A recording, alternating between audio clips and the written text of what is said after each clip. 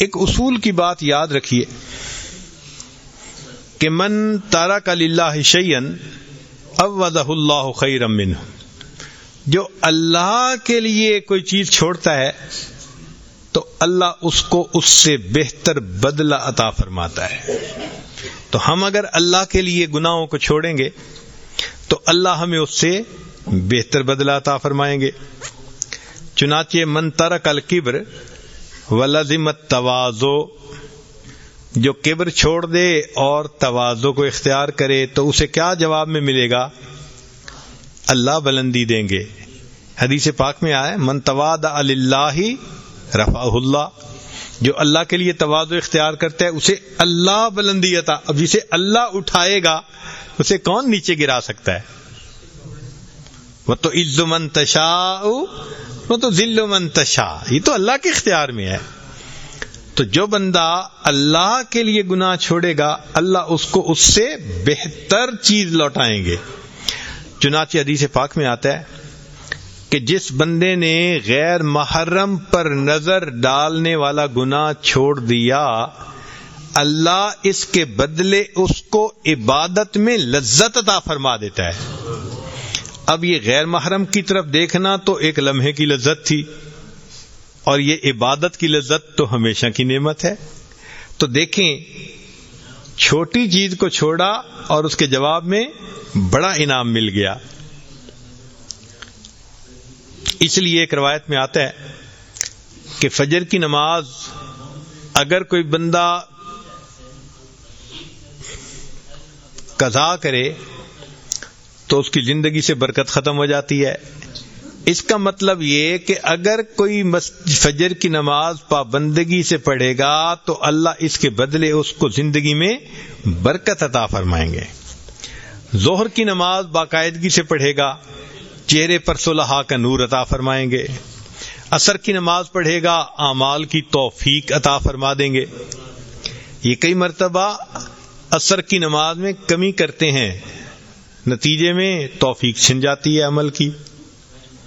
مغرب کی نماز پڑھے گا باقاعدگی سے رزق کی لذت عطا فرمائیں گے. اور عشاء کی نماز پڑھے گا اللہ تعالیٰ اس کو لوگوں کے اندر دنیا اور آخرت میں اعتماد عطا فرما دیں گے. تو دیکھیے ان اعمال کے کرنے سے انسان کو کیا بڑے بڑے انعام مل گئے. جو مخلوق کی محبت سے توبہ کرے گا اللہ اس کے دل میں اپنی محبت عطا فرما دیں گے. جو انتقام چھوڑ دے گا،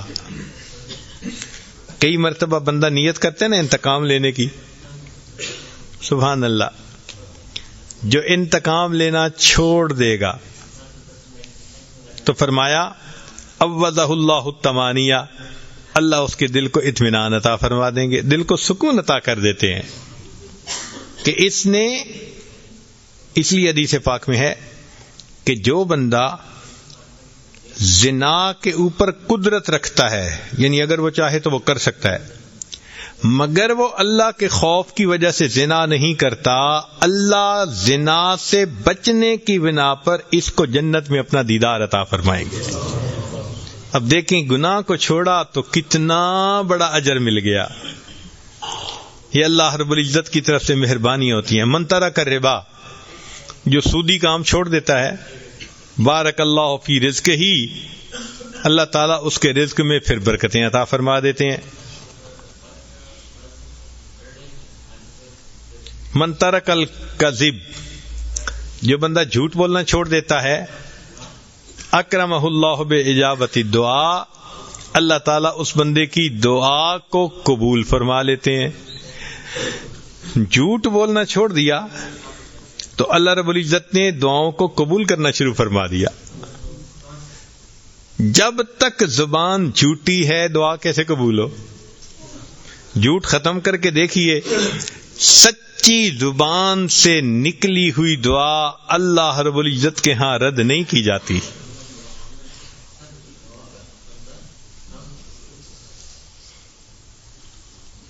جو انسان بری صحبت کو چھوڑتا ہے اللہ اسے نیکوں کی صحبت اختیار کر دیتے ہیں.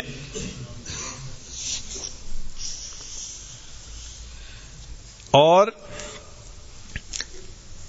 جو بندہ رشتہ داروں کے ساتھ رشتے ناتے جو توڑے ہوتے ہیں اس گناہ کو چھوڑ دیتا ہے. فَكَانَ بَرًّا بِوَالِدَيْهِ رَزَقَهُ اللَّهُ الْأَوْلَادُ الْبَرَرَ. اللہ تعالیٰ اس کی عمر میں برکت دیتے ہیں، اور جو ماں باپ کے ساتھ اچھا سلوک کرتا ہے اللہ اس کو فرما بردار اولاد عطا فرما دیتے ہیں.